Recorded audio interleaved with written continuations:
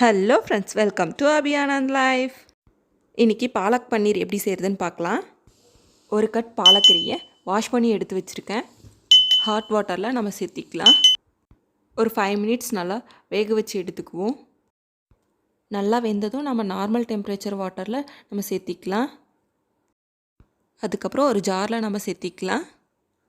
இது கூட இஞ்சி, 6-7 பல் பூண்டு, 2 பச்சை மிளகாய் சேர்த்திக்கலாம்.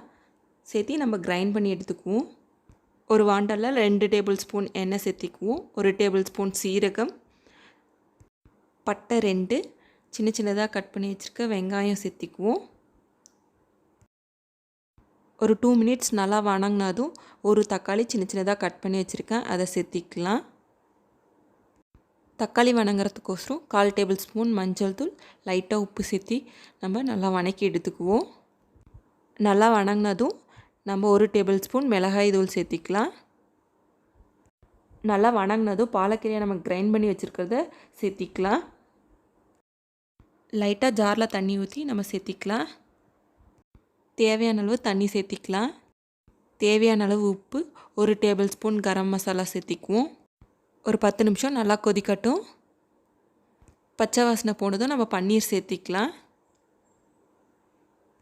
பன்னீர் போட்டதும் ஒரு 5 மினிட்ஸ் இருந்தால் போதும். நம்மளுடைய பாலக் பன்னீர் ரெடி ஆகிடுச்சு.